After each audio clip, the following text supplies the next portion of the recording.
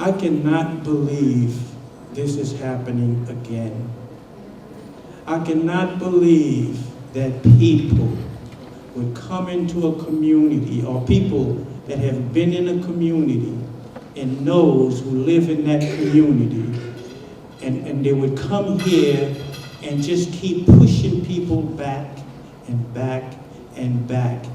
Why would you want to do this to a community that you know need a place like that to shop, to keep their culture?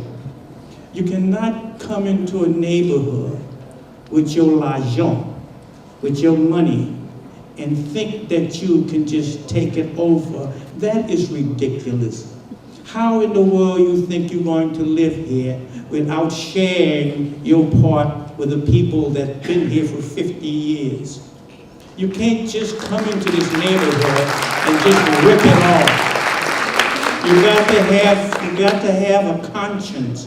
If you don't have a conscience, what do you have? Huh?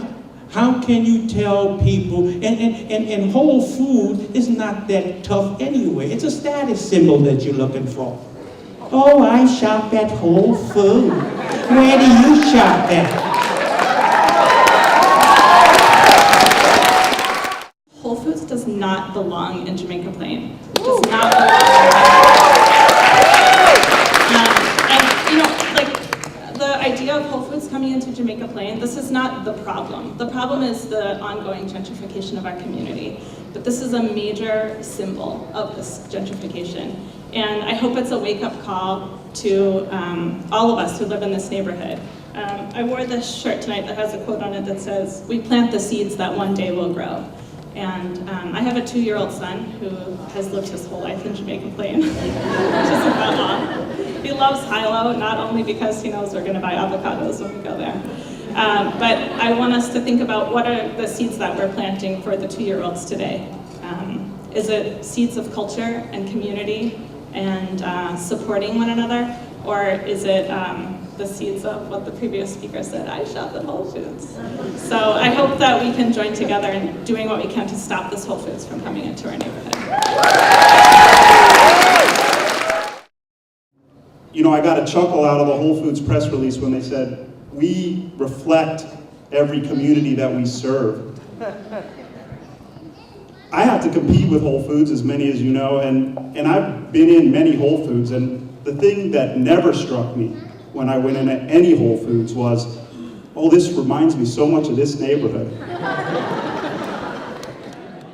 Some people are saying, well, is it inevitable that Whole Foods comes? What's some possible compromises? Whole Foods isn't here yet, and it's not inevitable that it comes. And so there's no need to make this compromise. People talk about how to make sure it doesn't happen again. The ways to make sure it doesn't happen this time. Because if you let people knock you over one time, then they'll do it over and over again.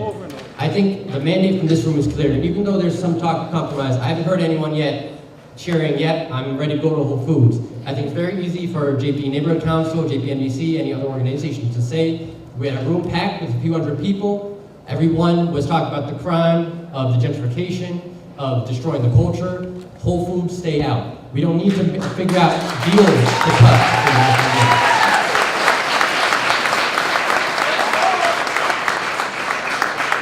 Someone I came with today pointed out, in JP, we fought a highway from coming through, we fought a Kmart, we can also stop Whole Foods. Thank you.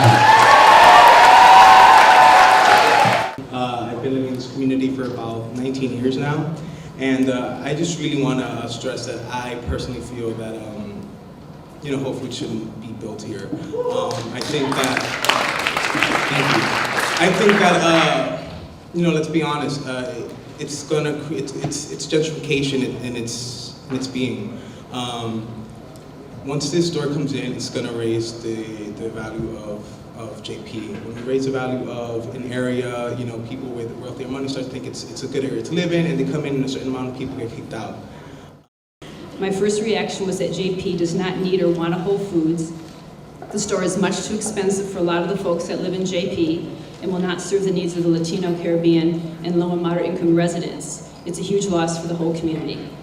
It will contribute to the further gentrification of Hyde Square and JP as a whole. and it starkly symbolizes the shift from a racially and economically diverse JP that we all love and that we all need to one that is increasingly white and not economically diverse. In the 30 years that I've lived in JP and worked on affordable housing and diversity issues with City Life Vida Urbana, JP has become a more desirable place to live, and people have moved here. It's important for newcomers to know and understand the history of activism in our community. And now that JP is a better and safer place to live, the very people who made it that way can't afford to live and shop here. Speaker, I hope that not only the Latinos and the working class people who are not going to be able to afford to live here and pay prices the way Whole Foods wants it, but also every Jamaica Plain, old white ones like me, all of you will fight at their side because they're going to need the political power to stop this and to change this. Thank you. I would like to stress to the neighborhood council members that basically we need no Whole Food. There are other options of what we can get in Jamaica Plain.